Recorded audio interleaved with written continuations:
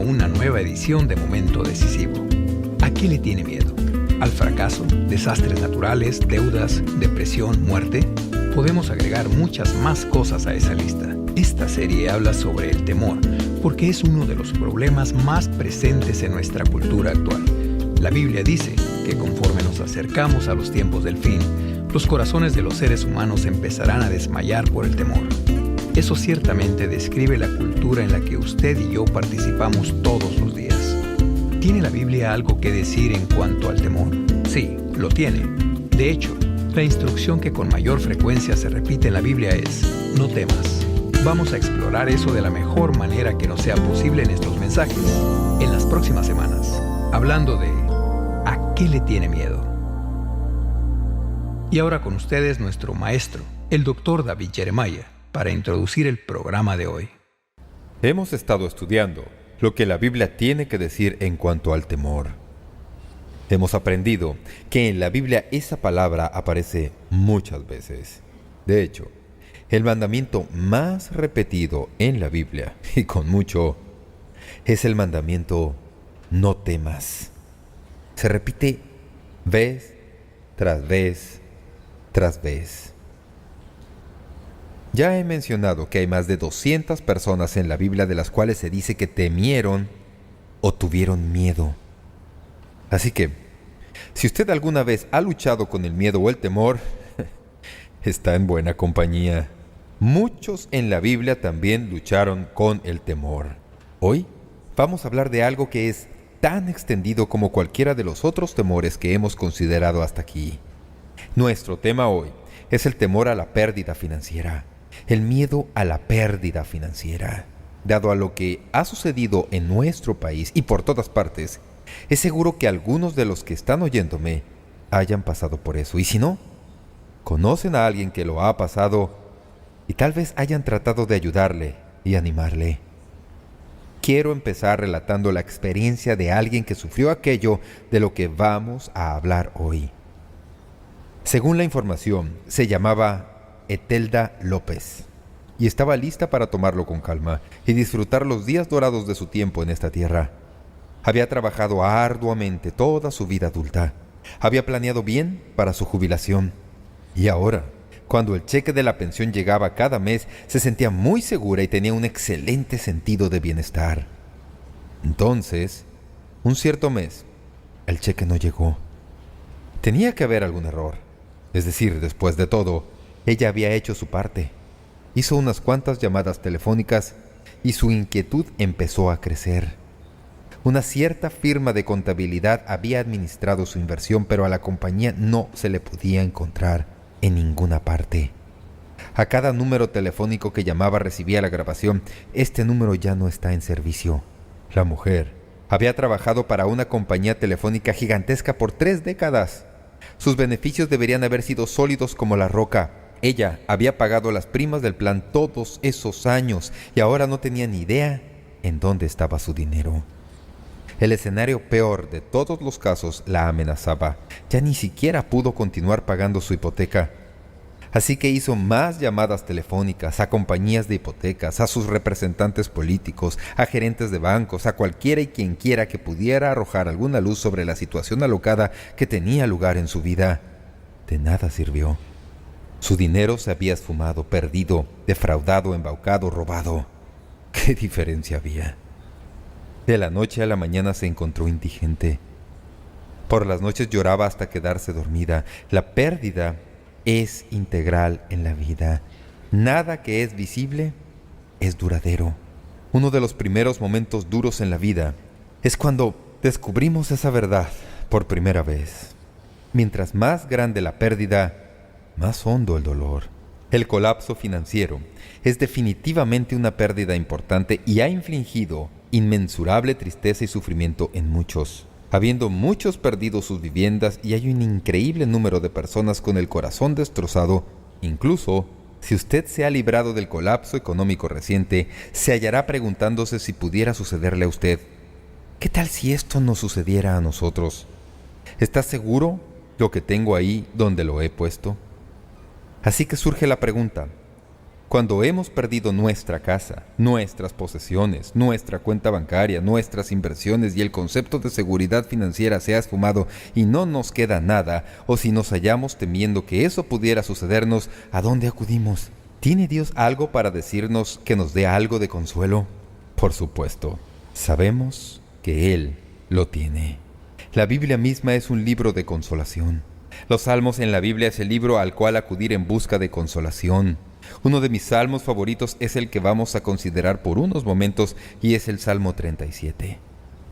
Este salmo habla a nuestros corazones cuando el temor de la calamidad financiera nos acecha.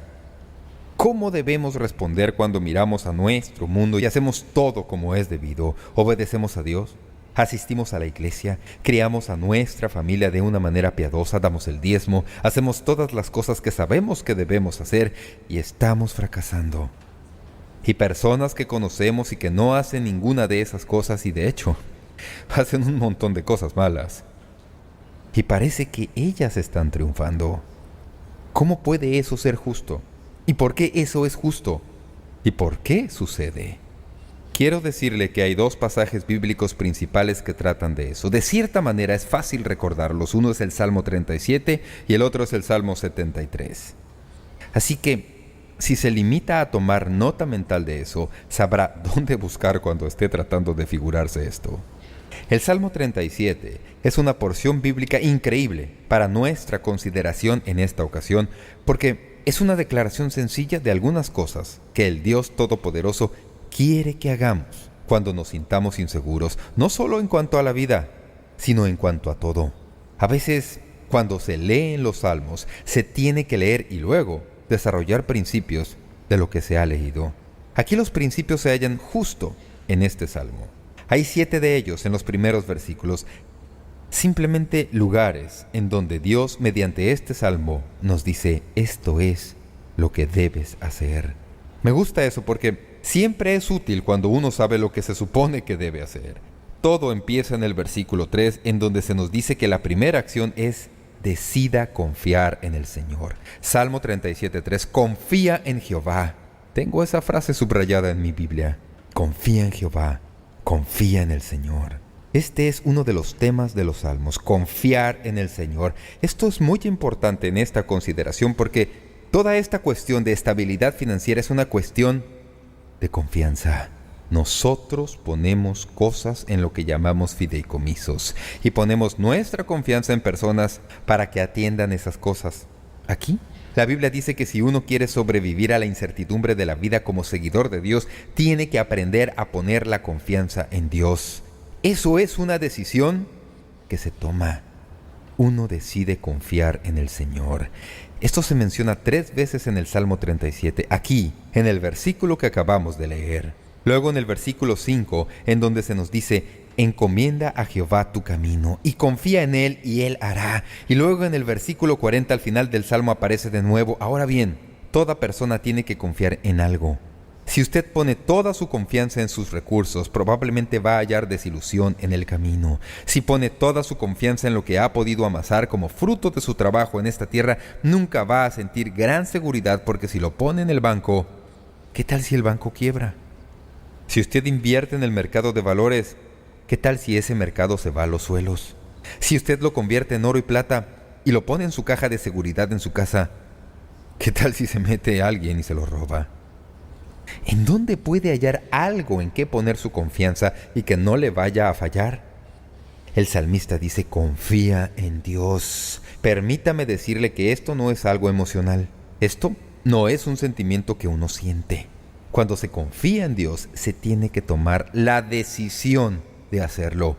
He ido convenciéndome más y más de eso últimamente, incluso cuando se trata de la cuestión de la salvación. ¿Cómo llega una persona a ser un cristiano bíblico? Esa persona decide poner su confianza en Dios. ¿Quiere decir eso que tienen todas las respuestas a todas las preguntas que jamás pudiera tener en cuanto a ser creyente? No. Pero llega un tiempo cuando tiene suficientes respuestas como para decir: voy a poner mi confianza en Dios, y toman la decisión de hacerlo. Es una decisión.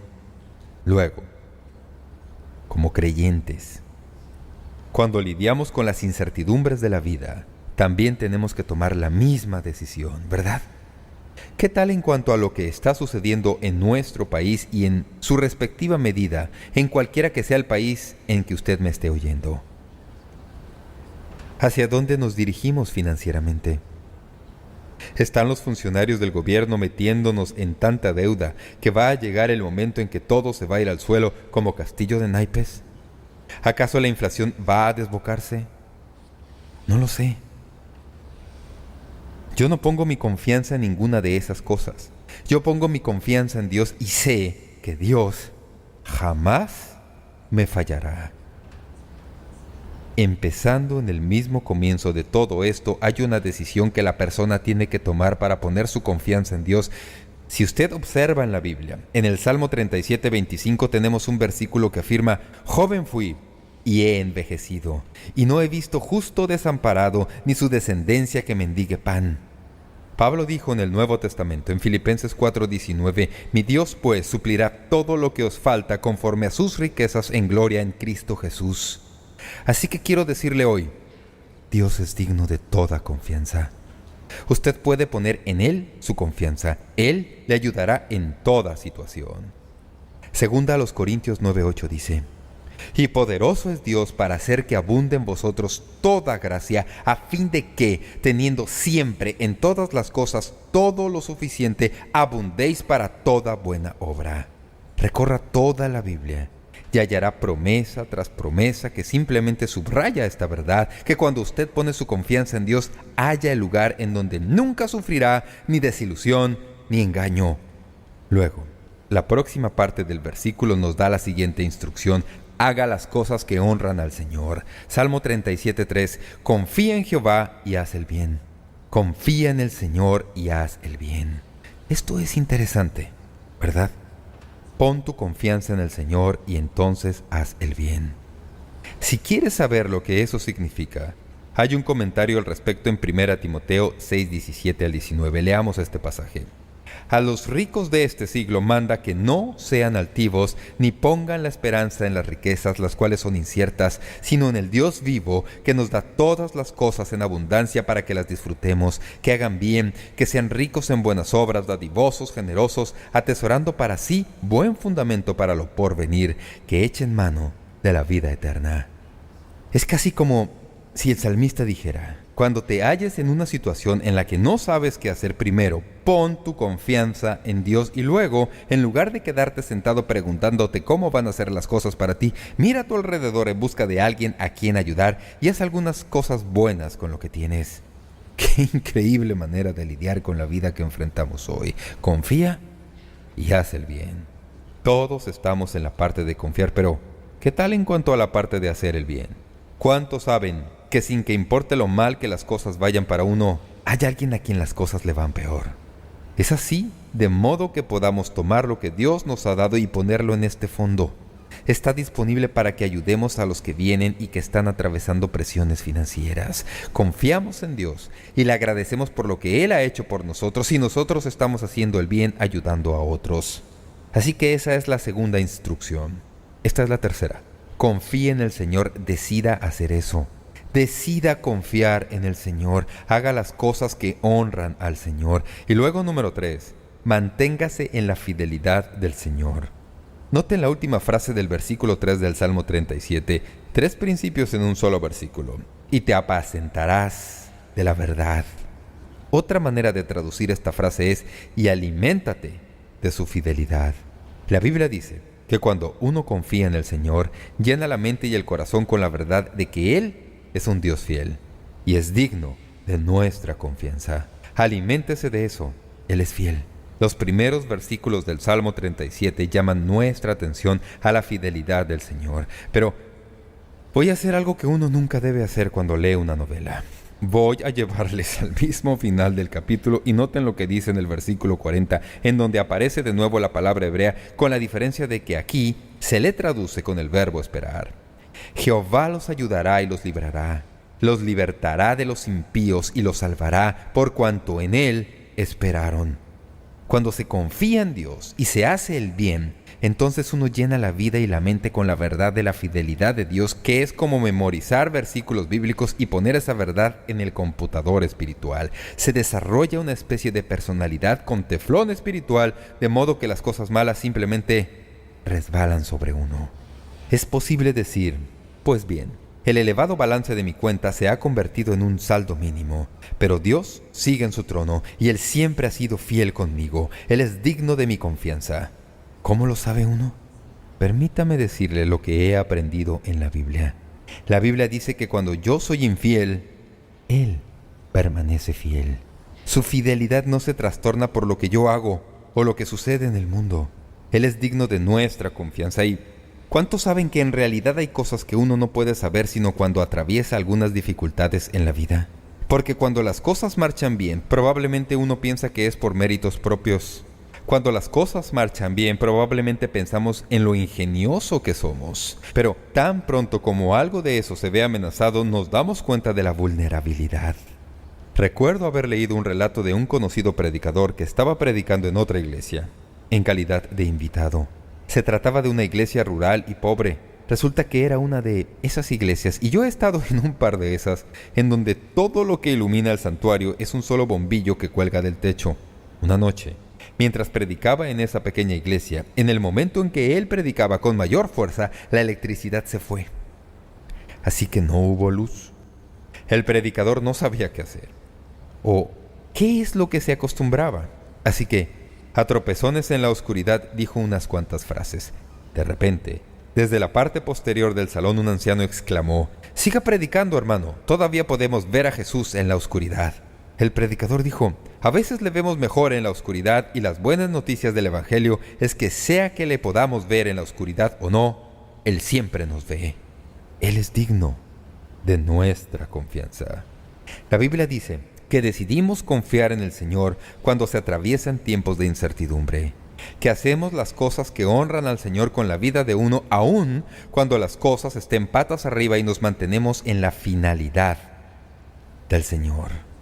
Esta es una de mis favoritas en este pasaje. Deleítese en el Señor. Salmo 37:4. Deleítate a sí mismo en Jehová, y Él te concederá las peticiones de tu corazón. Incluso cuando nuestras circunstancias no tienen nada que nos parezca deleitoso, siempre podemos hallar nuestro deleite en el Señor. Podemos estar enfrentando pérdida y opresión, pero estas cosas no nos definen. Recuerdo haberles enseñado en otro mensaje, hablando en cuanto a la enfermedad, que no debemos nunca permitir que alguna enfermedad defina lo que somos. Igualmente, nunca debemos permitir que los retos que enfrentamos en la vida definan lo que somos. No somos lo que nos presenta un reto. No somos las dificultades que enfrentamos. Somos lo que somos debido a nuestra relación personal con el Dios Todopoderoso. Y cuando confiamos en Él y nos deleitamos en Él, algo maravilloso sucede. Quien escribió esto fue un hombre llamado David. No sé si usted alguna vez ha estudiado la vida de David. Hace años prediqué toda una serie sobre David, y una de las cosas que me di cuenta en cuanto a David fue que es un hombre para todas las temporadas. ¿Alguna vez lo ha notado usted?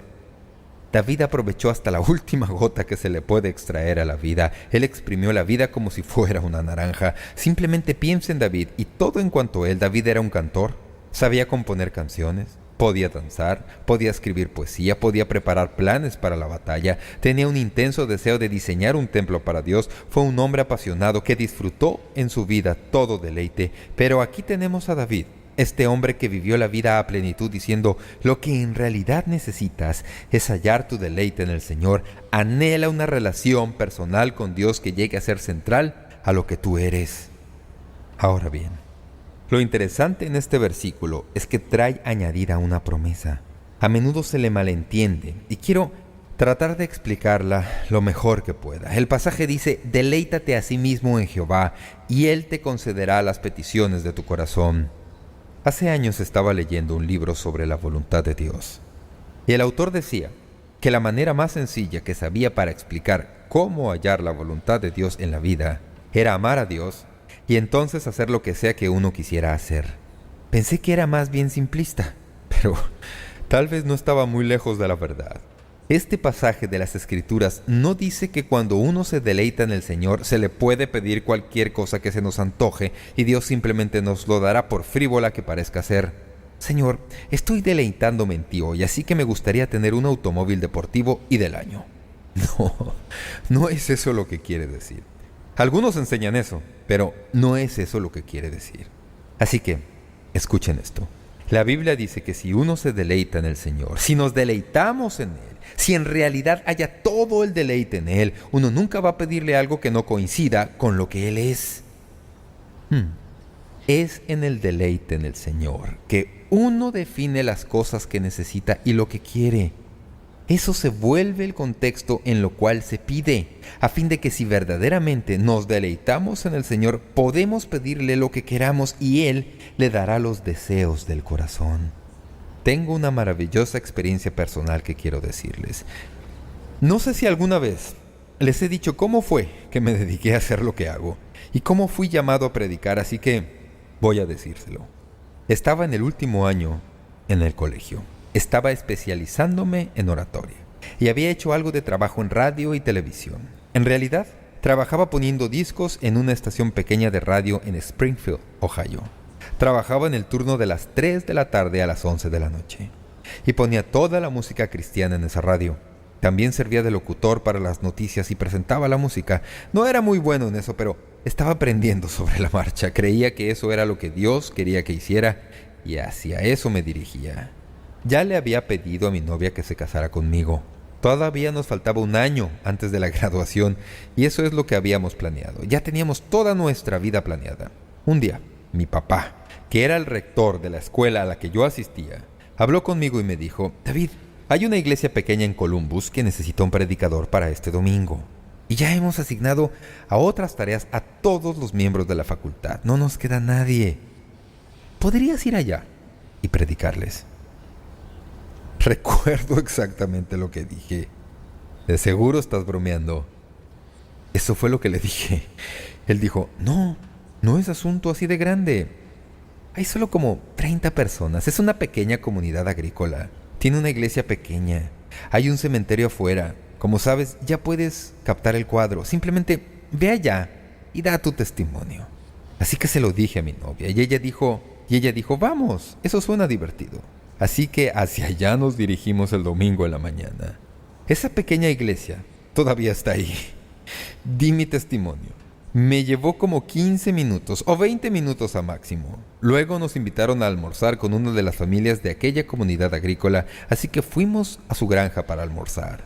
Para mi sorpresa, mientras almorzábamos, empezaron a decirme lo entusiasmados que estaban porque yo iba también a predicarles en el culto de la noche, lo cual mi papá convenientemente se había olvidado de decirme.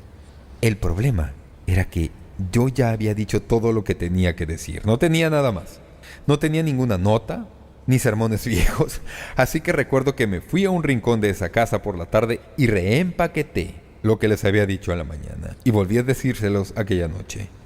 Para mi sorpresa, me dijeron: ¿podría volver la próxima semana? Y así, mi novia y yo volvimos la próxima semana. Y la semana después de esa. Y la semana después de esa. De repente, me di cuenta de que Dios estaba haciendo algo en mi corazón y que estaba diciéndome: Jeremiah, esto es lo que quiero que hagas. Posiblemente ustedes lo recuerden porque ya lo he dicho en otras ocasiones. Le dije eso a mi novia y ella rompió conmigo. No estoy bromeando. Ella rompió conmigo. Me dijo que jamás sería esposa de pastor y que no iba a vivir en una casa de cristal como ellos tienen que hacerlo y todas esas cosas. Lo que ella no consideró fue que mi madre trabajaba en la escuela y repartía la correspondencia todos los días en los buzones para los estudiantes. Así que mi madre empezó a poner en el casillero de mi novia cosas en cuanto al gozo de ser esposa del pastor. Eso en realidad sucedió así. Así que nos contentamos. Les digo todo esto para decirles que una de las cosas en las cuales no sabía qué hacer tenía que ver con mi afición por la radio. Aunque usted no lo crea, yo fui uno de los que compraba juegos electrónicos en ese entonces para armar receptores de radio. Yo armé todos esos radios. era muy aficionado a esto de la comunicación. Y ahí estaba Dios diciendo, no, yo quiero que vayas y prediques. Me di cuenta de que eso es lo que Él quería que yo hiciera, y sin ninguna reserva, sin ninguna condición, le dije, Señor, si eso es lo que tú quieres que yo haga, lo haré. Me matriculé en el seminario de Dallas y me dispuse para ir allá y estudiar al año siguiente después de graduarnos y casarnos. Entonces pensé que eso era todo, pero simplemente tenía este vacío en mi corazón porque me encantaba esto de la radio. Pero me deleité en el Señor y Él me dio los deseos de mi corazón. Lo que hago hoy por radio, aunque usted no lo crea, es muy diferente de lo que yo pensaba en cuanto a cómo usaría la radio. Dios lo hizo mucho mejor y mucho más grande y mucho más extenso que cualquier cosa que jamás pudiera haber soñado en mis sueños más estrafalarios. Él tomó lo que Él sabía que se suponía que yo debía hacer y lo trajo a mi mundo. Cuando me deleité en Él, Él me dio los deseos de mi corazón. Y así, hoy vivo en ambos mundos. Todo es un solo mundo ahora. Miro hacia atrás sobre mi hombro y reconozco lo terriblemente pobre que sería hoy en mi propio espíritu si me hubiera deleitado en mi propio plan en lugar de en el plan de Dios. Y si hubiera dicho, no, Señor, yo no voy a ser pastor, voy a dedicarme al mundo de la radio. Pero me deleité en Él y agradezco a Dios porque me dio la fe para hacerlo. Así que quiero decirle que si usted pone su confianza en el Señor y le da a Él el primer lugar y dice, Señor, haré lo que tú quieras que haga, la probabilidad es que Él vaya a ponerlo a usted a que haga algo que ya quiere hacer. Y que casará, por así decirlo, lo que usted quiere hacer con lo que Él quiere que usted haga. Y usted saldrá diciendo, ¿cómo sucedió esto? Dios está obrando. Así que la Biblia nos dice que hay algunas cosas que podemos hacer durante esos tiempos de incertidumbre. Podemos decidir confiar en el Señor y podemos hacer las cosas que honran al Señor. Podemos mantenernos en la fidelidad del Señor y podemos deleitarnos en el Señor. Y luego dice, dedica tu vida al Señor. Leemos en el Salmo 37:5, encomienda a Jehová tu camino y confía en Él y Él hará. Eso quiere decir que usted llega al lugar en el que dice, Señor, aquí tienes mi vida. No tengo ni idea de lo que hay por delante. No sé lo que tú tienes guardado para mí, a dónde va todo esto, pero me dedico a ti. Estoy firmando el documento al pie de la página. Tú llénalo con lo que sea que quieras. Eso es lo que soy. Hacia allá me dirijo. Mi vida es tuya, Señor Dios. Estamos en esto juntos. Te dedico mi vida. Solíamos hablar de eso en nuestras iglesias mucho más de lo que hablamos hoy. En realidad, solíamos pedir que pasaran al frente las personas que querían dedicar su vida al Señor. Cuando hallamos nuestro deleite en el Señor, entonces descubrimos que debido a que sabemos quién es Él, podemos confiarle todo lo que hay en cuanto a nosotros. Podemos echar sobre Él nuestras cargas, podemos darle nuestra vida sin temor a lo que pudiera suceder. Muchos hemos oído de personas que no querían darle al Señor Jesucristo el control de su vida o pensaban que a lo mejor Él los mandaría como misioneros al África. Hay muchos que han tenido un temor parecido, aunque sea sin decirlo. Permítanme decirles esto. Él ha hecho eso para algunas personas, pero, ¿saben? Lo hizo porque en lo más hondo de su corazón era algo que ellos siempre quisieron hacer. Y Dios les dio el deseo para ir. Si usted pone su confianza en el Señor, eso no quiere decir que va a avanzar por la vida a toda vela sin ningún reto. Lo que sí quiere decir es que si usted le encomienda al Señor su camino, Él estará en todo detalle de su vida. Dios no solo es la pregunta, Dios es también la respuesta. Así, si usted quiere ir por la vida y pensar que no va a tener ninguna pérdida, va a desilusionarse.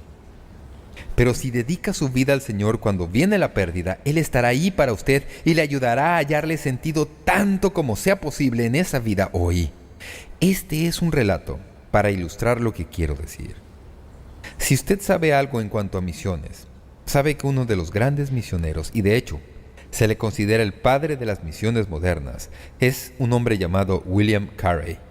William Carey, en cierto momento en su vida, había establecido una imprenta grande en India, en donde había trabajado por años traduciendo la Biblia a muchos de los idiomas de la India.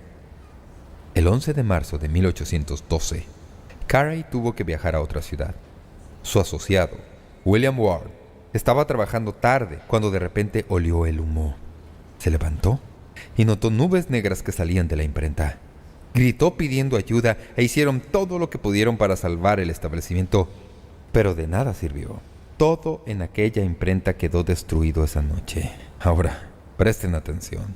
Al día siguiente, el misionero Josué Marshman entró en el salón de clases de Calcuta en donde William Carey estaba enseñando. Poniendo una mano sobre el hombro de su amigo, le dijo: «No puedo pensar en una manera más suave para darte las noticias. La imprenta quedó reducida a cenizas anoche». Había desaparecido el masivo trabajo de traducción que Carey había hecho por casi 20 años. Un diccionario, 2 gramáticas, versiones completas de la Biblia. Habían desaparecido tipos en 14 lenguajes orientales, 1,200 resmas de papel, 55,000 páginas impresas y 30 páginas de su diccionario bengalí.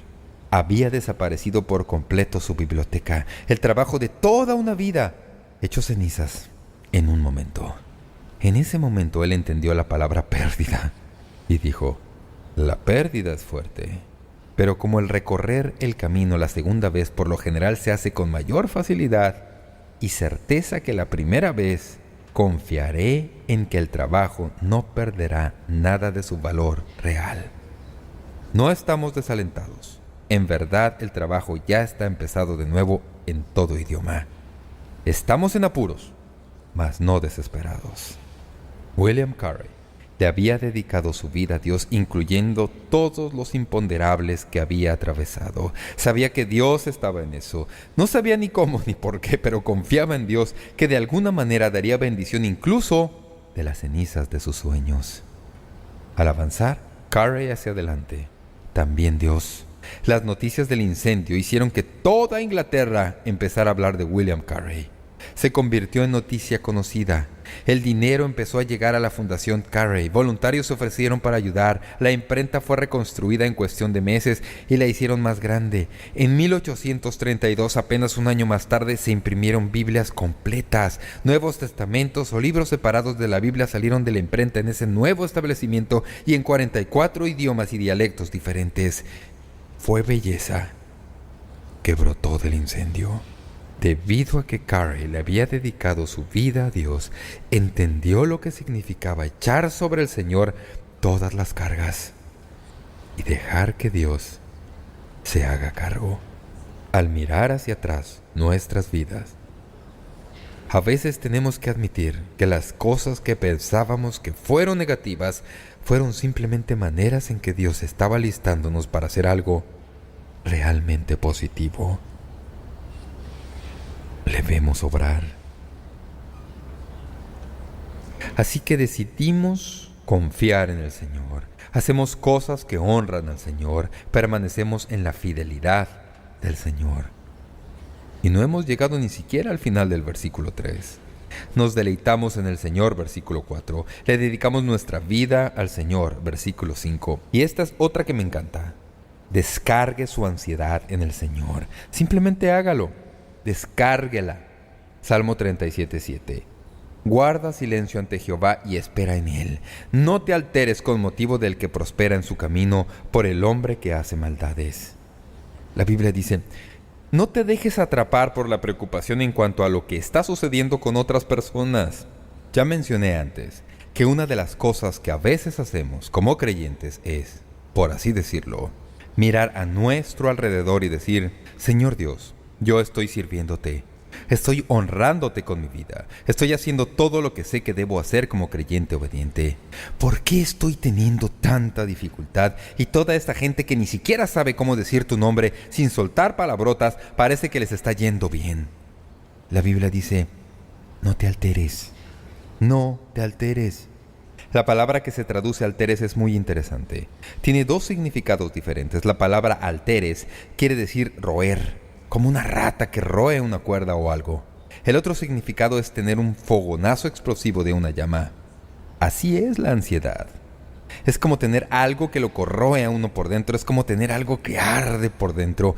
Así que el Señor Jesús dice que cuando se ve la vida, se ve lo que está al frente, no nos alteramos.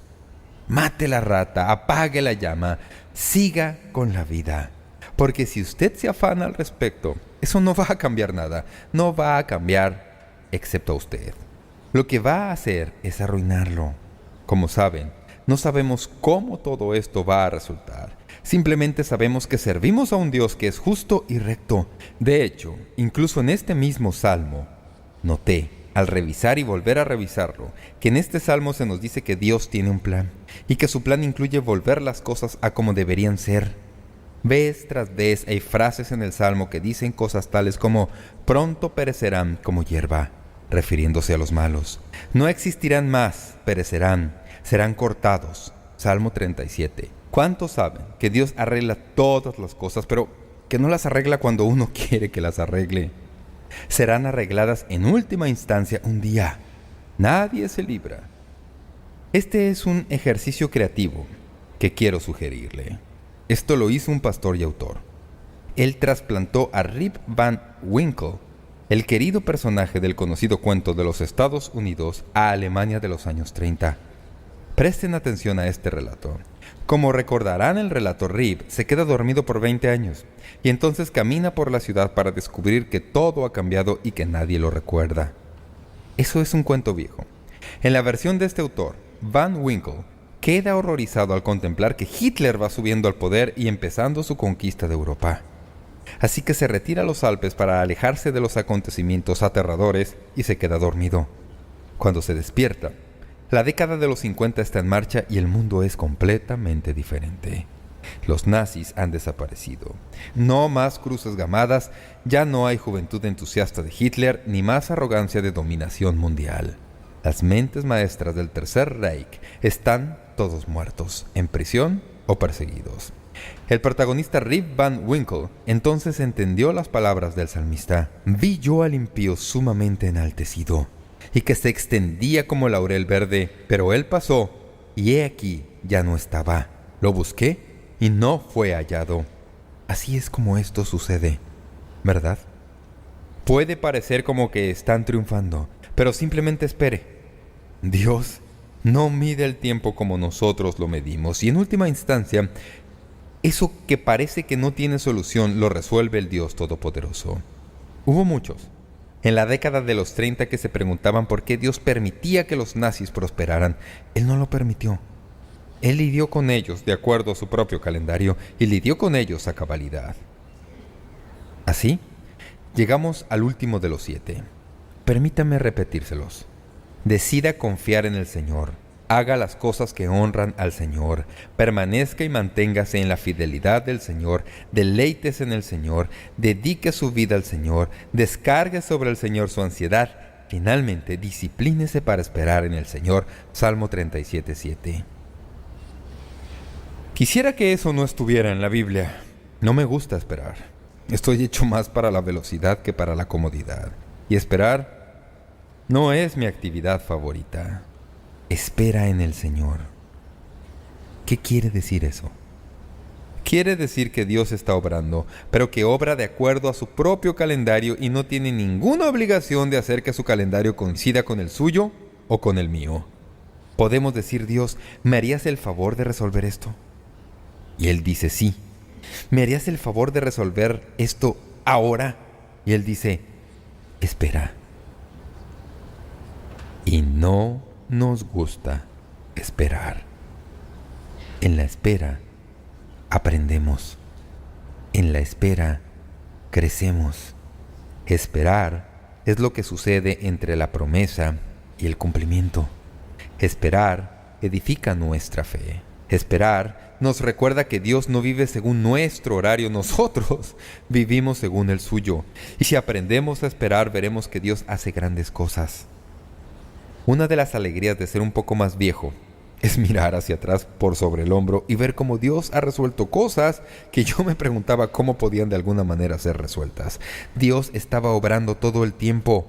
Yo simplemente no lo veía y se me hizo esperar.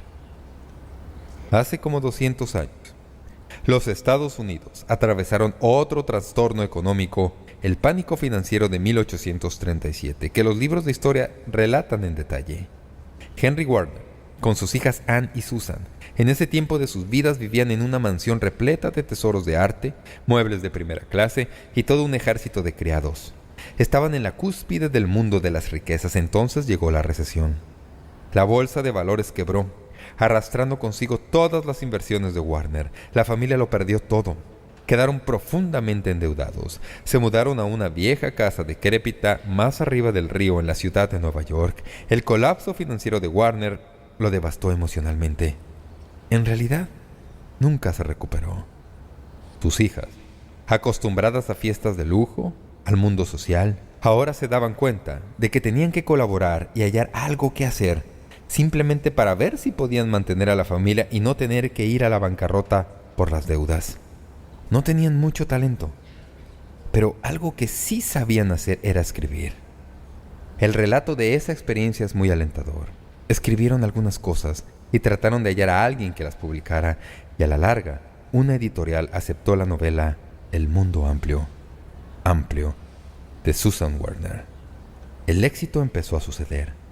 Esas dos hermanas acabaron escribiendo más de 100 libros, todos levantados sobre el cimiento del Evangelio. Uno de los libros contiene un breve poema que Anne había entretejido en el relato. Ese breve poema empieza con las palabras «Cristo me ama». Bien, lo sé. Un compositor le añadió música, y ahora el canto «Cristo me ama» lo canta todo el mundo. Incontables millones de niños han encontrado a Dios por primera vez gracias a ese breve canto. Yo no sabía esto antes de leerlo mientras preparaba este mensaje, pero en 1943, cuando la torpedera de John F. Kennedy fue hundida en las Islas Salomón, los isleños y marineros estadounidenses cantaban «Cristo me ama, Cristo te ama, Cristo me ama», al rescatar a los sobrevivientes. Usted probablemente lo ha cantado cuando era niño. «Cristo me ama, bien lo sé». Si usted hubiera sido parte de la familia Warner cuando sucedió toda la tragedia, usted se habría preguntado ¿qué extraña cosa en el mundo podría resultar que fuera de algún valor en todo esto? Usted tal vez incluso podría haber sabido que Dios tenía algo especial, pero no habría sabido qué era. De los escombros de esa familia, en ese momento del tiempo, brotó un pequeño canto que Dios ha usado para bendecir al mundo, y cientos de miles de niños han llegado a conocer a Jesucristo debido a que descubrieron que Cristo los ama. El diablo a veces nos engaña para que pensemos que las derrotas que estamos atravesando ahora se deben a nosotros o a que Dios nos ha olvidado. Pero no es así. Son la obra del diablo. No tenemos por qué avenirnos a su agenda. Tenemos la que Dios nos ha dado. Esperar no es cosa mala. A veces en la espera aprendemos a desarrollar nuestra confianza en Dios. Así que si usted está enfrentando incertidumbre o conoce personas que lo están, le recomiendo el Salmo 37. Y no tiene que avanzar más allá del versículo 7 si no quiere hacerlo, porque en este Salmo tenemos instrucciones muy claras. Ya he subrayado todas esas instrucciones en mi Biblia. La palabra de Dios nos dice que confiemos en el Señor, que hagamos el bien, que nos mantengamos en su fidelidad, que nos deleitemos en el Señor, que encomendemos nuestro camino al Señor y que esperemos en el Señor. Cuando hacemos eso, descubrimos que el Señor está a cargo y que podemos confiar en Él y que seremos fuertes en medio de todo. Ese es un recurso que uno tiene solo si se conoce a Dios por Jesucristo. De hecho, permítame sugerirle al concluir este mensaje que si usted todavía no ha puesto su confianza en Dios, esto es lo que debe hacer. Debe decidir hoy mismo hacerlo. Simplemente decídalo. No tiene que hacer nada místico al respecto. Lo que les he dicho en cuanto a Dios es verdad. ¿Quiere usted a Dios en su vida? Así es como eso sucede. Usted debe aceptar lo que la palabra de Dios dice en cuanto a usted como persona. Tengo que aceptar eso en cuanto a mí. Eso es cierto para todos nosotros. ¿Sabe lo que es? Todos somos pecadores. ¿Lo adivina usted? Todos somos pecadores. La Biblia dice que cuando reconocemos que somos pecadores, acudimos a Dios y le decimos: Dios Todopoderoso, ¿me perdonas mi pecado? Y Dios dice: sí, lo haré mediante lo que mi Hijo Jesucristo hizo por ti en la cruz. Él murió en la cruz y pagó la pena por tu pecado. Si tú confías en Él y pones tu fe en Él y en lo que Él hizo por ti en la cruz, puedes llegar a ser un miembro de mi familia eterna. Usted dice: pues bien, yo nunca he hecho eso. ¿Por qué no hacerlo hoy mismo? ¿Qué le impide hacerlo? ¿Por qué no decidir hoy mismo? Diga: ya he tenido más que suficiente de esta vida dependiendo de mí mismo y de todos los demás. Ahora quiero que Dios esté